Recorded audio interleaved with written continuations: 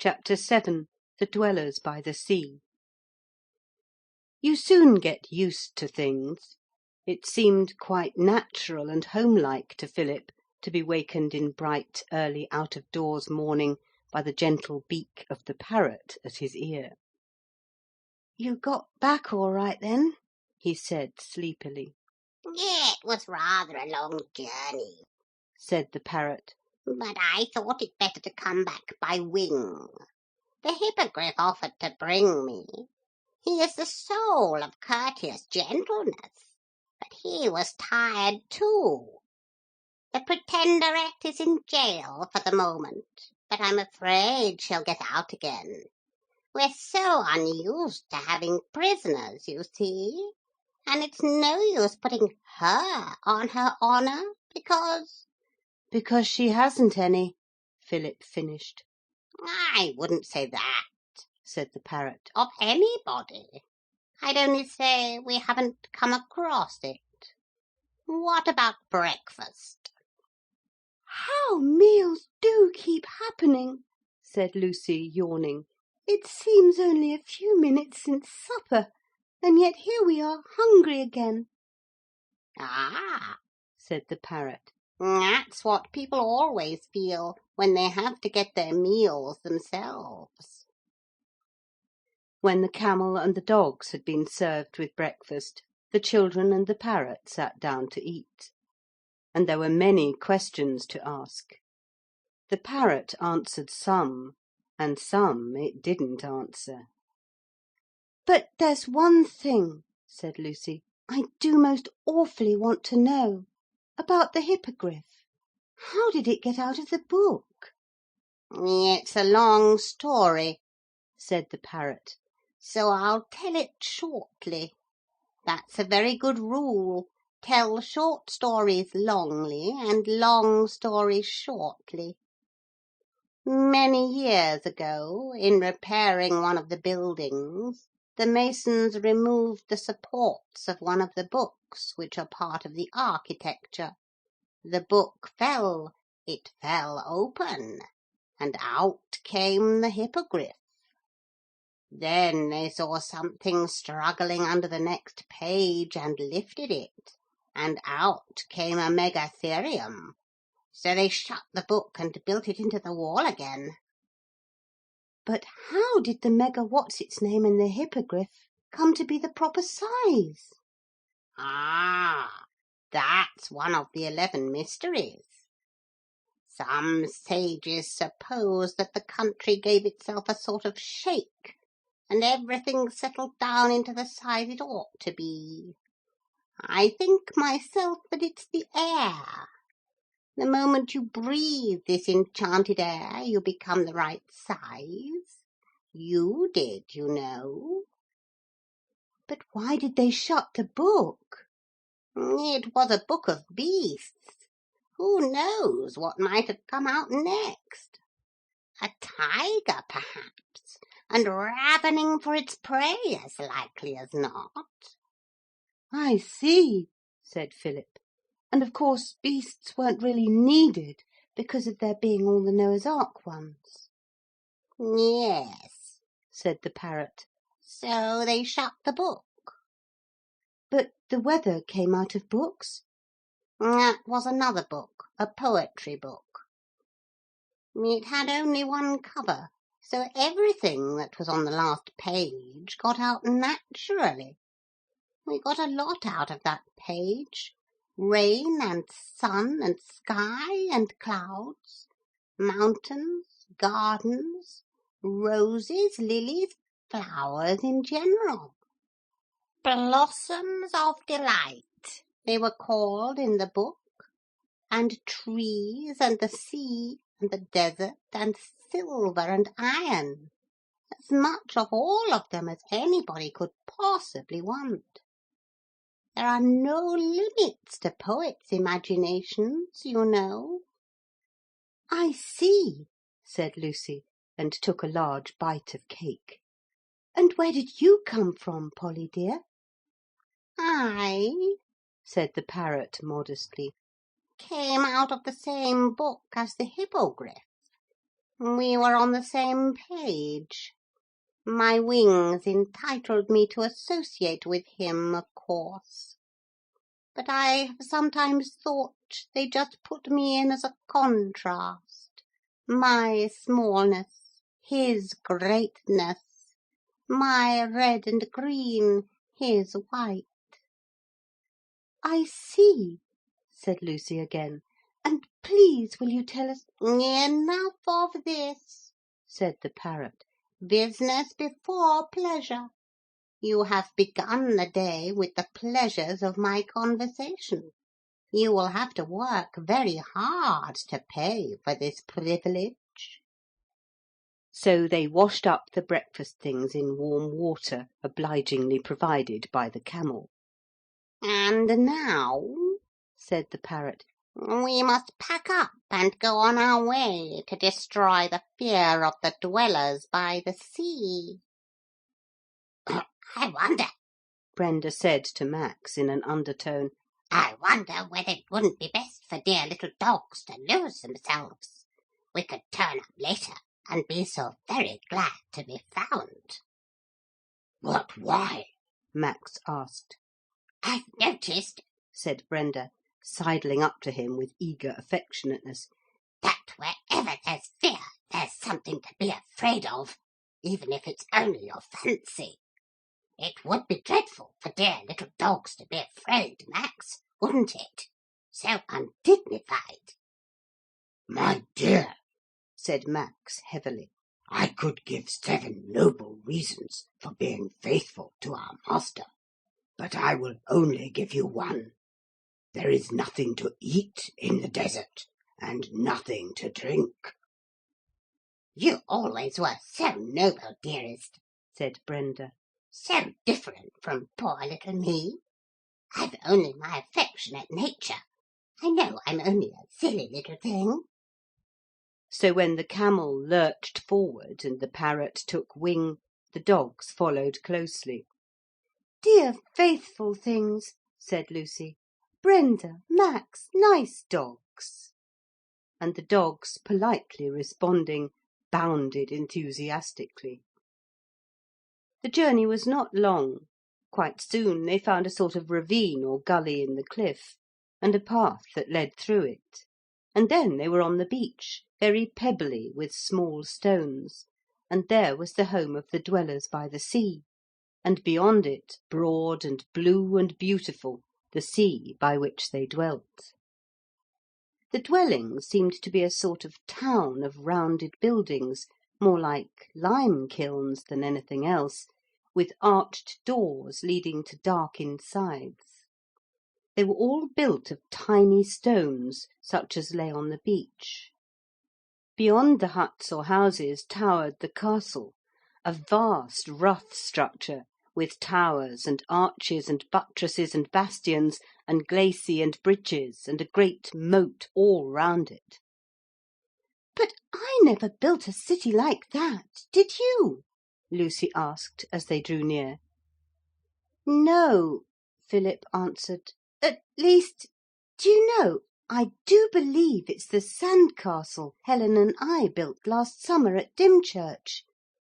And those huts are the moulds I made of my pail, with the edges worn off, you know. Towards the castle the travellers advanced, the camel lurching like a boat on a rough sea, and the dogs going with cat-like delicacy over the stones. They skirted large pools and tall rocks, seaweed-covered. Along a road broad enough for 12 chariots to have driven on it abreast, slowly they came to the great gate of the castle. And as they got nearer they saw at every window heads leaning out. Every battlement, every terrace was crowded with figures. And when they were quite near, by throwing their heads very far back, so that their necks felt quite stiff for a long time afterwards, the children could see that all those people seemed quite young, and seemed to have very odd and delightful clothes. Just a garment from shoulder to knee, made, as it seemed, of dark fur. "What lots of them there are!" said Philip. Where did they come from? Out of a book, said the parrot. But the authorities were very prompt that time. Only a line and a half got out. Happy troops of gentle islanders. Those are the islanders. Then why, asked Philip naturally, aren't they on an island? There's only one island, and no one is allowed on that except 2 people who never go there. But the islanders are happy, even if they don't live on an island. Always happy, except for the great fear. Here the travellers began to cross one of the bridges across the moat. The bridge, in fact, which led to the biggest arch of all. It was a very rough arch, like the entrance to a cave. And from out its dark mouth came a little crowd of people. "They're savages," said Lucy, shrinking till she seemed only an extra hump on the camel's back. They were indeed of a dark complexion, sunburnt in fact, but their faces were handsome and kindly. They waved friendly hands and smiled in the most agreeable and welcoming way. The tallest islander stepped out from the crowd. He was about as big as Philip. "They're not savages," said Philip. "Don't be a donkey. They're just children." "Hush," said the parrot. "The Lord High Islander is now about to begin the state address of welcome." He was, and this was the address. "How jolly of you to come. Do get down off that camel and come indoors and have some grub. Jim, you might take that camel round to the stable and rub him down a bit. You'd like to keep the dogs with you, of course. And what about the parrot?" "Thanks awfully," Philip responded, and slid off the camel, followed by Lucy. "The parrot will make his own mind up. He always does." They all trooped into the hall of the castle, which was more like a cave than a hall, and very dark, for the windows were little and high up. As Lucy's eyes got used to the light, she perceived that the clothes of the islanders were not of skins, but of seaweed. "I asked you in," said the Lord High Islander, a jolly-looking boy of about Philip's age, "out of politeness, but really it isn't dinner time, and the meat is in half an hour, so unless you're really hungry—" The children said, "Not at all." "You hunt, of course?" the Lord High Islander said. "It's really the only sport we get here, except fishing. Of course we play games and all that. I do hope you won't be dull." "We came here on business," the parrot remarked, and the happy islanders crowded round to see him, remarking, "These are Philip and Lucy, claimants to the deliverership.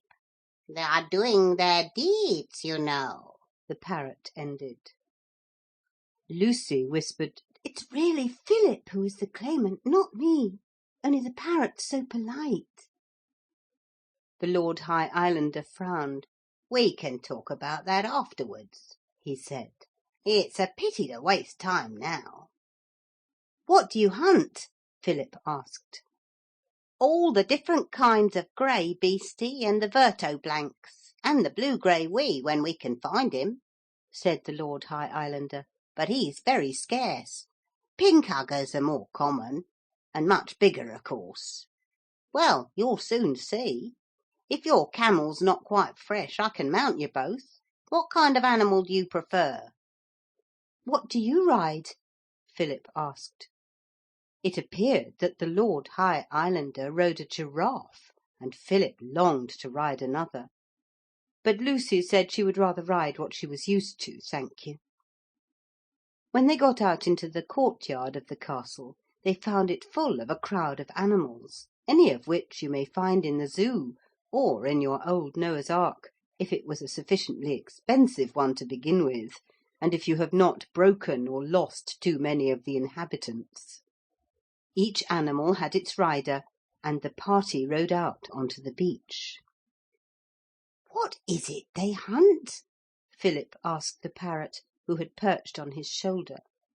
All the little animals in the Noah's Ark that haven't any names, the parrot told him. All those are considered fair game.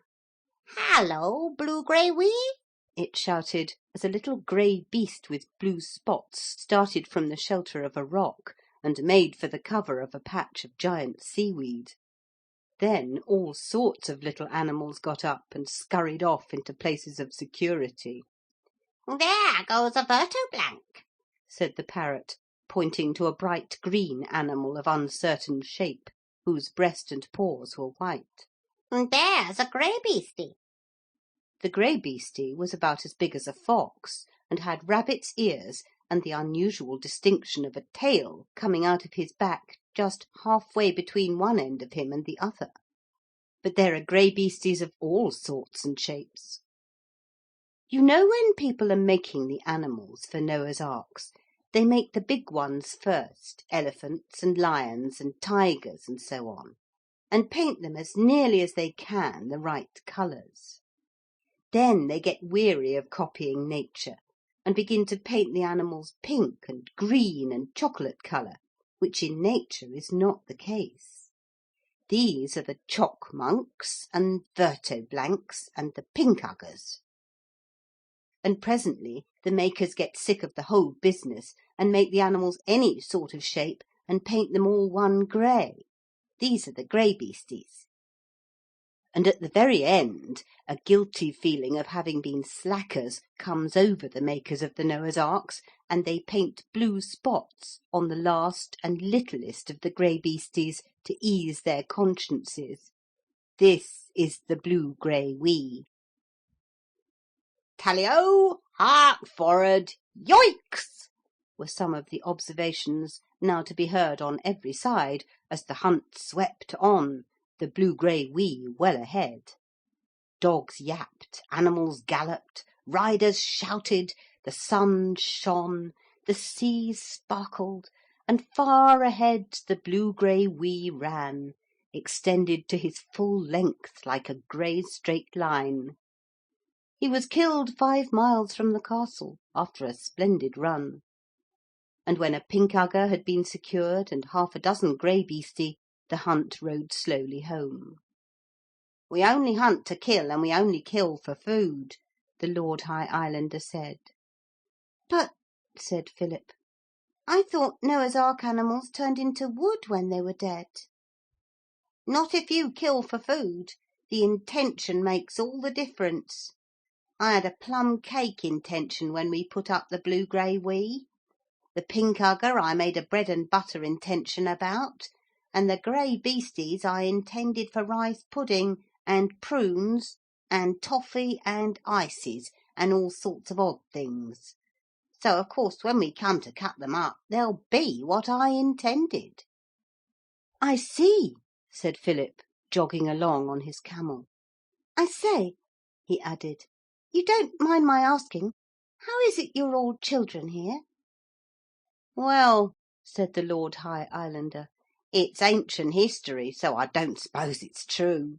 But they say that when the government had to make sure that we should always be happy troops of gentle islanders, they decided that the only way was for us to be children. And we do have the most ripping time. And we do our own hunting and cooking and wash up our own plates and things. And for heavy work we have the M.A.'s. They're men who've had to work at sums and history and things at college so hard that they want a holiday. So they come here and work for us. And if any of us do want to learn anything, the M.A.'s are handy to have about the place. It pleases them to teach anything, poor things. They live in the huts. There's always a long list waiting for their turn. Oh yes, they wear the seaweed dress the same as we do. And they hunt on Tuesdays, Thursdays and Saturdays. They hunt big game, the fierce ambergris, who is grey with a yellow stomach, and the bigger grey beasties. Now we'll have dinner the minute we get in, and then we must talk about it." The game was skinned and cut up in the courtyard, and the intentions of the Lord High Islander had certainly been carried out. for the blue-grey wee was plum cake, and the other animals just what was needed. And after dinner the Lord High Islander took Lucy and Philip up on to the top of the highest tower, and the three lay in the sun eating toffee and gazing out over the sea at the faint distant blue of the island. "The island where we aren't allowed to go," as the Lord High Islander sadly pointed out. "Now," said Lucy gently, "you won't mind telling us what you're afraid of? Don't mind telling us. We're afraid too. We're afraid of all sorts of things quite often." "Speak for yourself," said Philip, but not unkindly. "I'm not so jolly often afraid as you seem to think. Go ahead, my lord." "You might as well call me Billy," said the Lord High Islander. "It's my name." "Well, Billy, then, what is it you're afraid of?" "I hate being afraid," said Billy angrily. "Of course I know no true boy is afraid of anything except doing wrong. One of the M.A.'s told me that. But the M.A.'s are afraid too." "What of?" Lucy asked, glancing at the terrace below, where already the shadows were lengthening. "It'll be getting dark soon. I'd much rather know what you're afraid of while it's daylight." "What we're afraid of," said Billy abruptly, "is the sea. Suppose a great wave came and washed away the castle and the huts and the M.A.'s and all of us." "But it never has it?" Lucy asked. "No, but everything must have a beginning. I know that's true, because another of the M.A.'s told it me." "But why don't you go and live somewhere inland?" "Because we couldn't live away from the sea. We're islanders, you know. We couldn't bear not to be near the sea, and we'd rather be afraid of it than not have it to be afraid of. But it upsets the government, because we ought to be happy troops of gentle islanders, and you can't be quite happy if you're afraid. That's why it's one of your deeds to take away our fear." "It sounds jolly difficult," said Philip. "I shall have to think," he added desperately. So he lay and thought, with Max and Brenda asleep by his side, and the parrot preening its bright feathers on the parapet of the tower, while Lucy and the Lord High Islander played cat's cradle with a long thread of seaweed. "It's supper time," said Billy at last. "Have you thought of anything?" "Not a single thing," said Philip. "Well, don't swat over it any more," said Billy. "Just stay with us and have a jolly time. You're sure to think of something, or else Lucy will. We'll act charades to-night." They did. The rest of the islanders were an extremely jolly lot, and all the M.A.'s came out of their huts to be audience. It was a charming evening, and ended up with hide-and-seek all over the castle. To wake next morning on a bed of soft, dry, sweet-smelling seaweed, and to know that the day was to be spent in having a good time with the jolliest set of children she had ever met, was delightful to Lucy. Philip's delight was dashed by the knowledge that he must, sooner or later, think. But the day passed most agreeably. They all bathed in the rock pools, picked up shellfish for dinner, played rounders in the afternoon, and in the evening danced to the music made by the M.A.'s, who most of them carried flutes in their pockets, and who were all very flattered at being asked to play. So the pleasant days went on. Every morning Philip said to himself, "Now to-day I really must think of something." And every night he said, "I really ought to have thought of something." But he never could think of anything to take away the fear of the gentle islanders. It was on the 6th night that the storm came. The wind blew and the sea roared and the castle shook to its very foundations. And Philip, awakened by the noise and the shaking, sat up in bed and understood what the fear was that spoiled the happiness of the dwellers by the sea. "Suppose the sea did sweep us all away," he said, "and they haven't even got a boat."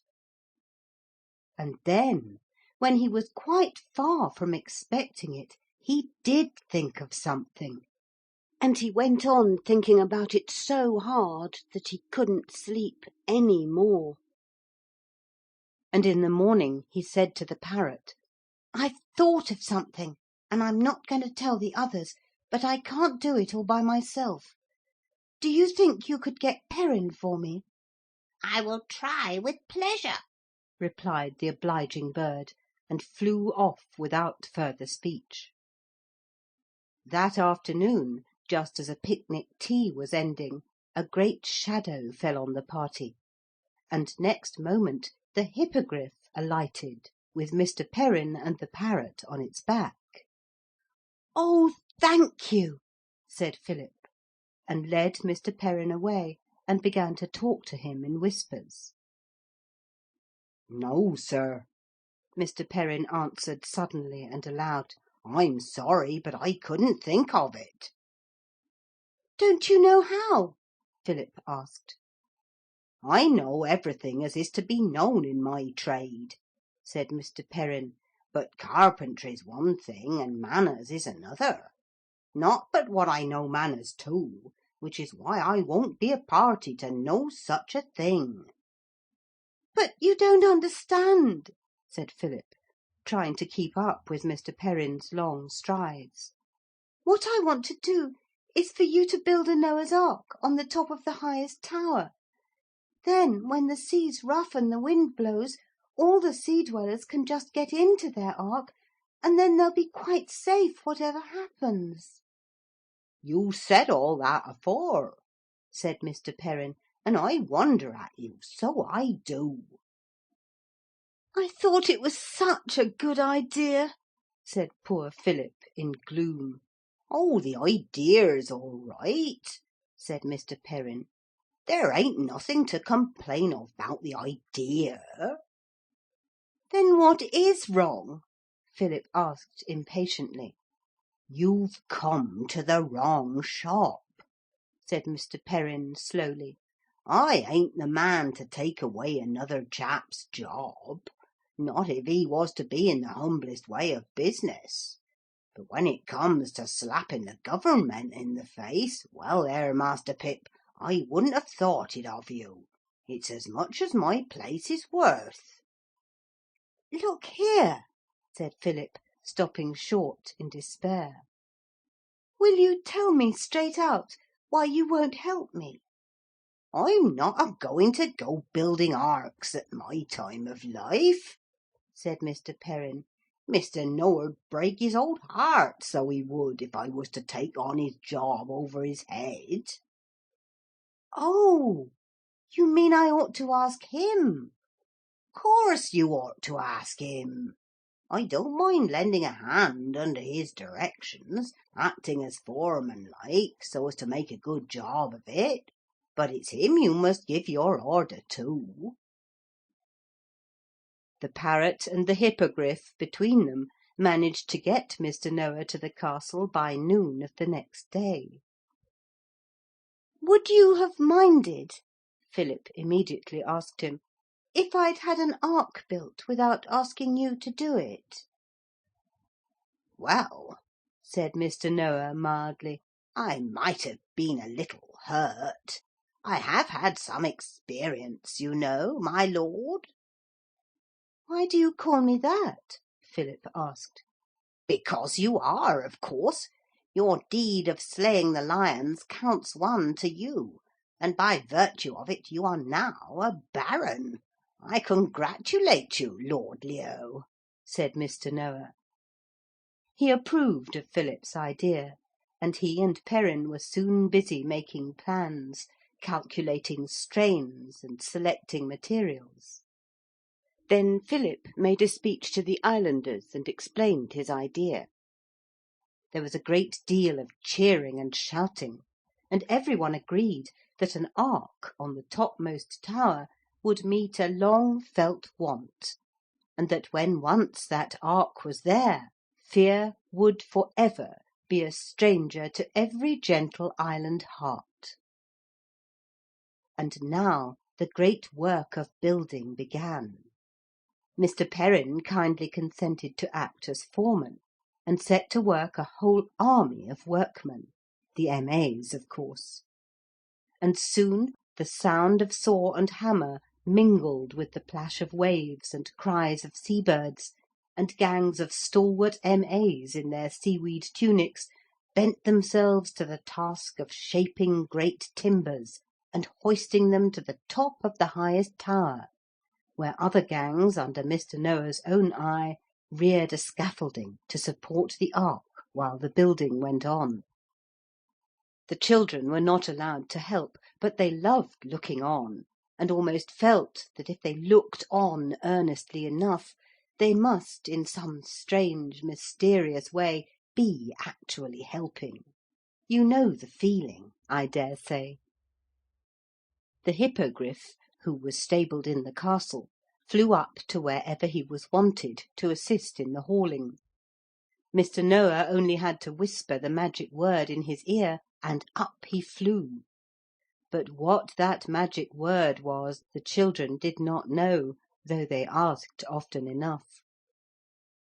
And now at last the ark was finished, the scaffolding was removed, and there was the great Noah's Ark planted firmly on the topmost tower.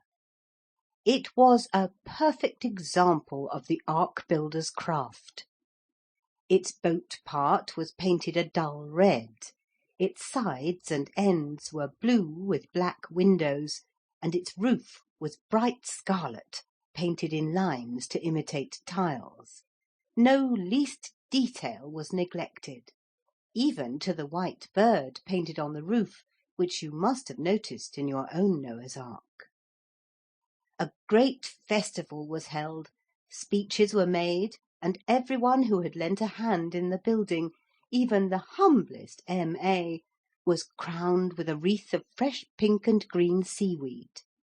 Songs were sung, and the laureate of the sea-dwellers, a young M.A. with pale blue eyes and no chin, recited an ode, beginning, "Now that we have our noble ark, no more we tremble in the dark, when the great seas and the winds cry out, for we are safe without a doubt.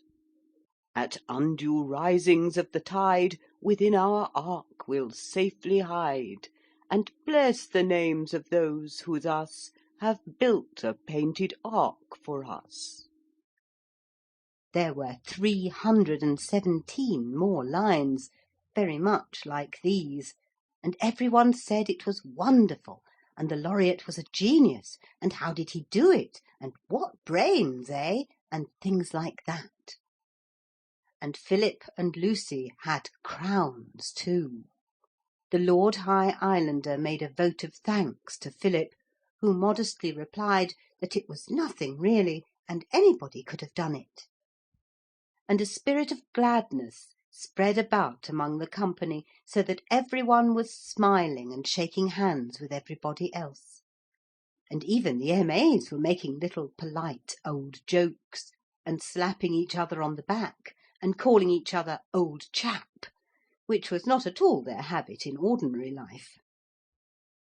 The whole castle was decorated with garlands of pink and green seaweed, like the wreaths that people were wearing, and the whole scene was the gayest and happiest you can imagine. And then the dreadful thing happened. Philip and Lucy were standing in their seaweed tunics, for of course they had since the first day worn the costume of the country, on the platform in the courtyard. Mr. Noah had just said, "Well then, we will enjoy this enjoyable day to the very end, and return to the city to-morrow," when a shadow fell on the group. It was the Hippogriff, and on its back was someone. Before any one could see who that someone was, The Hippogriff had flown low enough for that someone to catch Philip by his seaweed tunic and to swing him off his feet and on to the Hippogriff's back. Lucy screamed. Mr. Perrin said, "Here, I say, none of that." And Mr. Noah said, "Dear me." And they all reached out their hands to pull Philip back, but they were all too late. "I won't go. Put me down," Philip shouted. They all heard that. And also they heard the answer of the person on the Hippogriff, the person who had snatched Philip onto its back. "Oh, won't you, my lord? We'll soon see about that," the person said. 3 people there knew that voice, 4 counting Philip, 6 counting the dogs. The dogs barked and growled. Mr. Noah said, "Drop it!" and Lucy screamed, "Oh no! Oh no! It's that Pretenderette!" The parrot, with great presence of mind, flew up into the air and attacked the ear of the Pretenderette, for, as old books say, it was indeed that unprincipled character who had broken from prison and once more stolen the Hippogriff. But the Pretenderette was not to be caught twice by the same parrot. She was ready for the bird this time, and as it touched her ear she caught it in her motor veil, which she must have loosened beforehand, and thrust it into a wicker cage that hung ready from the saddle of the Hippogriff, who hovered on his wide white wings above the crowd of faces upturned. "Now we shall see her face," Lucy thought, for she could not get rid of the feeling that if she could only see the Pretenderette's face she would recognise it. But the Pretenderette was too wily to look down unveiled. She turned her face up, and she must have whispered the magic word, for the Hippogriff rose in the air and began to fly away with incredible swiftness across the sea. "Oh, what shall I do?" cried Lucy, wringing her hands. You have often heard of people wringing their hands. Lucy, I assure you, really did wring hers. "Oh, Mr. Noah, what will she do with him? Where will she take him? What shall I do? How can I find him again?" "I deeply regret, my dear child," said Mr. Noah, "that I find myself quite unable to answer any single one of your questions." "But can't I go after him?" Lucy persisted. "I am sorry to say," said Mr. Noah, "that we have no boats. The Pretenderette has stolen our one and only Hippogriff, and none of our camels can fly." "But what can I do?" Lucy stamped her foot in her agony of impatience. "Nothing, my child," Mr. Noah aggravatingly replied, "except to go to bed and get a good night's rest. To-morrow we will return to the city and see what can be done. We must consult the oracle." "But can't we go now?" said Lucy, crying. "No oracle is worth consulting till it's had its night's rest," said Mr. Noah.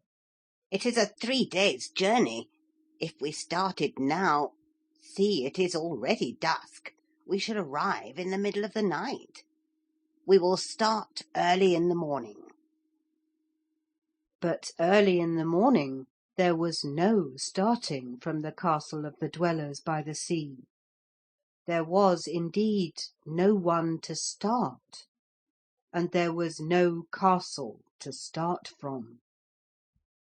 A young blue-grey-wee, peeping out of its hole after a rather disturbed night to see whether any human beings were yet stirring, or whether it might venture out in search of yellow periwinkles, which are its favourite food, started, pricked its spotted ears, looked again, and, disdaining the cover of the rocks, walked boldly out across the beach. for the beach was deserted. There was no one there. No Mr. Noah, no Lucy, no gentle islanders, no M.A.'s. And what is more, there were no huts, and there was no castle. All was smooth, plain, bare, sea-combed beach. For the sea had at last risen. The fear of the dwellers had been justified. Whether the sea had been curious about the ark, no one knows. No one will ever know. At any rate, the sea had risen up and swept away from the beach every trace of the castle, the huts, and the folk who had lived there. A bright parrot, with a stream of motor veiling hanging to one claw, called suddenly from the clear air to the little blue-grey-wee. "What's up?" the parrot asked. "Where's everything got to?" "I don't know, I'm sure," said the little blue-grey-wee. "These human things are always coming and going. Have some periwinkles? They're very fine this morning after the storm," it said. End of chapter 7.